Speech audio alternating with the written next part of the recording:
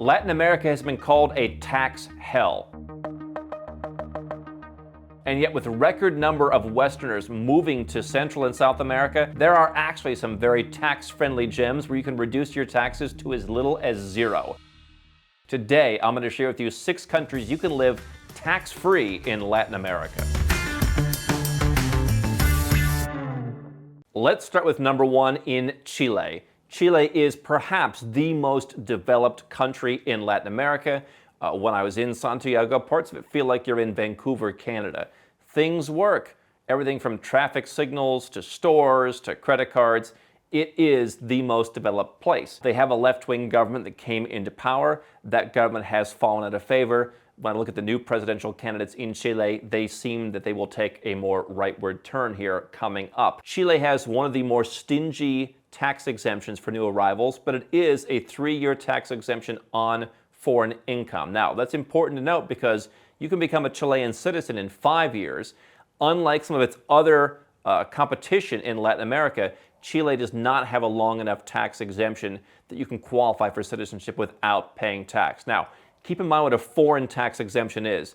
If you move to Chile and get a job or start a local business, you will pay tax on that. So this does not mean shut down your company where you live and reincorporate in Chile. You want to be diversified the way we preach at Nomad Capitalist. Your company's not moving to Chile, but you are.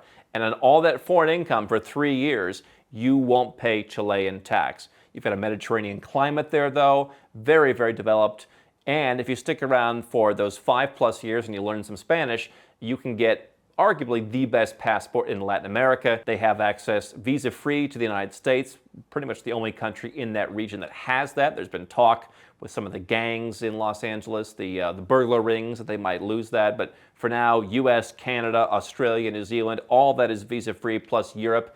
Arguably a better passport than that of the US. And you can pretty easily qualify to move there. I think probably the best way is that they have an independent means visa. If you make $1,500 and change a month, you can move there, better than their residence by investment program. So like so many countries in Latin America, you don't need to splash out a lot of money into the bank or buying real estate the way that many Asian countries want. Latin America is much more about just show us you have money, show us you have an income, here's your residence permit. And in Chile, 3 years is, in practice and in theory, what is that tax exemption.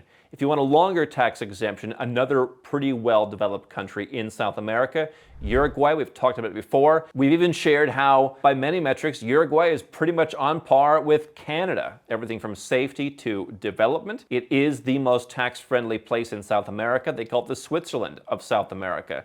Not many places on that continent I would move any substantial sum of wealth. Even Chilean banks kind of gave me the ick, as the kids said. But Uruguay, I think that the banking sector is more my style. They've got 2 options in Uruguay. The first one is you pay 0 tax on all your foreign income for the first year you live there, and then for the next decade. So effectively you have 11 years, 0 tax. One of the most generous regimes in the region.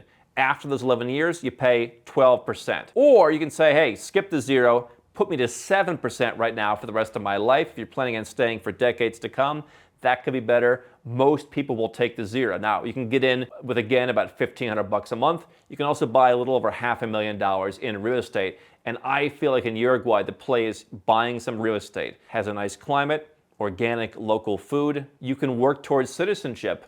3 to 5 years, depending on whether you're a family, that's faster, or you're single, that's slower. I've been saying for close to a decade now, Uruguayan citizenship is harder to get than people think. If you think you're going to spend 60 or 90 days a year there and get citizenship, you are mistaken. You should plan on spending the majority, even the vast majority of your year there and becoming integrated into the country. Of course, any of these countries will expect you to speak some Spanish to become a citizen, but Uruguay, not quite as good as Chile, but almost as good. And without ever having to pay $1 in tax, you could become a citizen of a very neutral country. Great passport to have. Both of those countries are looking for people to come. They're looking for people to bring their wealth. They don't want your tax dollars. They want you to come, bring your experience. Maybe you start a local business. Maybe you buy a property that helps the economy. Maybe you just bring foreign currency. They want that. And so there are dozens of countries around the world that we've helped our clients move to. Some of them are in Latin America. Some of them are in Western Europe, Eastern Europe, Southeast Asia, even Africa. We've helped a few people go there. But let's go next door to Paraguay.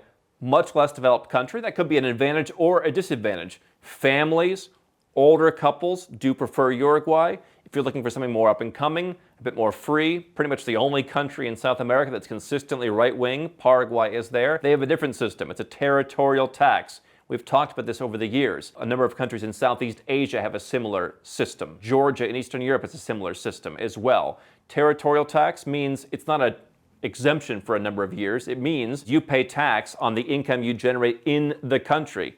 Their logic is, if you've got an investment portfolio in Singapore of Singaporean stocks and you've got a dividend, we didn't have anything to do with that, so we're not going to tax that. We tax local salaries, local businesses. That's what pays for things. Now, the tax rates in Paraguay are pretty darn low to begin with. I mean, we're talking corporate tax rates that cap out around 10%. And so with a territorial tax system, you do want to structure, if you're working in the country, which if you're a tax resident, you're going to spend some amount of time there. So it means you are working in the country. Do you take a salary? You want to analyze different things like that that could be potentially taxable. Worst case scenario in various territorial countries is, let's say your salary is $100,000, you use it to live, maybe you pay personal income tax on that, but the other $900,000 or $9.9 million or whatever you're making remaining in business profits stays overseas. It's not necessarily an issue of remitting the money to the country, but it's an issue of what work was performed. And so that's, again, what we with our network of tax experts will do is look at these situations. Do we need to isolate you in terms of you have a local company for your salary or not? Now, you can go through a residence by investment program for a $70,000 investment. I do like that program. There are some other options you can go through, but for me, 70 grand, I like that, particularly because if you're going to live there for the vast majority of your next 3 years, you can apply for citizenship. You want to show some kind of economic ties to the country. Paraguay was a place where about 10 years ago, the system of getting citizenship was abused, and they have become more strict. You'll probably hear some people telling you don't really have to live there. My advice is if you want to live there, you can apply for the citizenship. It's not quite as developed again as Uruguay.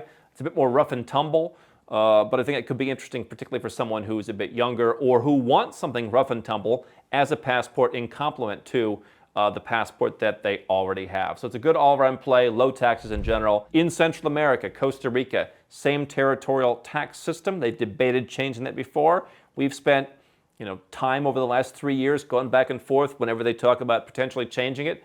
That could be a risk, but certainly this is an eco country. It is a country that, no military, peaceful country, environmentally conscious country, if you like that. Money that you're making locally may be taxed. Everything else overseas isn't taxed. So you're not putting your company in Costa Rica. That'd be a pain. You're not moving all your assets to Costa Rica. You're moving yourself.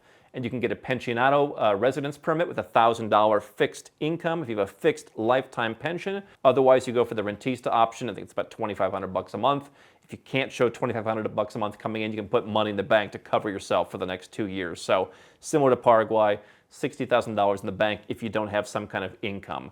So a lot of Latin American countries, they have specific programs for pensioners, and then they have programs for people who make money overseas. You can get those in Costa Rica. You can live there. 2 other countries that you don't hear talked about as much, specifically for low tax. One is Mexico. You've got to be careful here. We've talked about how Mexico has a weird kind of convoluted tax system. It's focused on having a tax home, having a home in Mexico, almost like a center of life that you see in a lot of Western or European countries. And what you generally hear with the center of life is, how can Germany, how can different European countries suck you in even though you didn't spend the requisite number of days there? Not as much true in Mexico. If you are sucked into their tax net, it is residential based. They tax you everywhere. So if you're a Mexican taxpayer, it is not territorial. There are no multi-year exemptions. It is, no matter where your money is sourced from, we will tax it. That tax-free dividend on the Singapore stock, Mexico taxes it if you live there. However, here's from the Nomad Capitalist R&D team. A person is tax resident when he or she establishes a home in Mexico. If the individual has a home in another country, then the individual is a resident of the country where the individual's center of vital interest is located. So it's a little bit of tax verbiage here. Under Mexican domestic law, a person's center of vital interest is considered located in Mexico if more than half of the person's income comes from Mexican sources in a calendar year, or Mexico is the primary place of the person's professional activities. So a couple things you want to keep in mind. This is one that you want to get analyzed before you just jump into it. But theoretically, if you don't have a home, and that doesn't have to be an owned home, it could also be a long-term lease. If you don't have those, if your income is not from Mexico, if your professional activities aren't in Mexico, if you don't have other ties to Mexico, you may be able to not be in the Mexican tax system. It is a bit more difficult than just, hey, 11 years, pay us 0%. But potentially somebody might be able to live in Mexico and not pay tax legally. Obviously, some people are not paying tax illegally. We don't suggest doing that because we are seeing more enforcement, including in some emerging countries. Now, the last country, Dominican Republic, very tax-friendly, potentially able to be tax-free. Again, from the Nomad Capitalist R&D team. This is one country that we are looking into more. We are researching more. There are citizenship options there that are interesting. We're going to be talking about those at Nomad Capitalist Live. It is also the fastest growing economy in the Latin America and Caribbean region. Dominican Republic does not have controlled foreign corporation or CFC rules, so money can be retained in foreign corporations. So this is an issue that you have to plan when you're going to some of these tax-friendly countries. Oh, well, my company's somewhere else. It's not always that simple. No CFC rules means the money earned overseas, even if you're living in the country running and owning that company, great, it stays there. You want to avoid having a permanent establishment, though, so you have to analyze how am I working in my company in the DR. The DR has a semi-territorial tax system. Only foreign investment income and financial gains are taxed. Foreign active income derived from professional fees or development of an active trader business is not subject to tax in the DR when overseas. And when someone becomes a tax resident of the DR, there is a 3-year window in which everything is completely territorial. So same as Costa Rica, same as Paraguay. So for 3 years, foreign passive income and foreign active income not subject to tax. After that, avoid the PE, permanent establishment, no CFC rules to worry about on your foreign active income. And here's the important thing that I want to tell you, how you can make any country potentially tax-friendly. The DR has a simple days test as to whether you are a tax resident. 182 a year, you're a tax resident. Under that, you're not. So what I've told you is in European countries, spend 183 days in a year, you're taxed. Spend 182 doesn't mean you're not taxed. When you're leaving a high-tax legacy brand country, people think, oh, I'll just spend under 183. Long irrelevant. Long ago, not an issue. They're smarter than that, right? Because they have different tax tests, 3, 4, 5 different tests, how they can suck you into the tax net. What you see in emerging countries and a lot of these Latin American countries, it's a days test. So Colombia, for example, I think it's 183. We had one guy, he had to keep his residence permit active. He's on a cheaper temporary residence.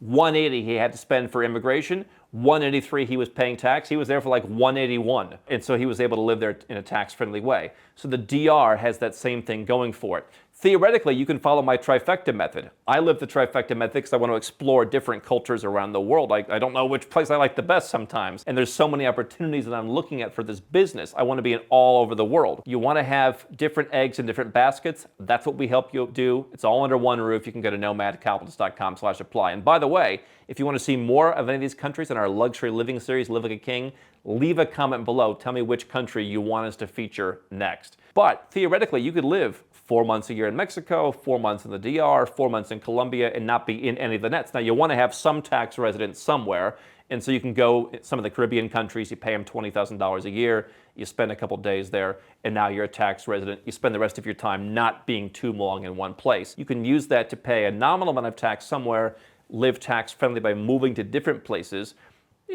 Is it worth it to pay a small amount of tax in some of these countries just if you don't want to move around? Absolutely. But if you already enjoy moving around as I do, then you can dramatically make it easier to live in any of the countries, even those that aren't as tax-friendly. But you've got 6 countries. Which one do you like the best? Where do you want us to record Live Like a King? Which do you want to hear more about? Leave a comment below.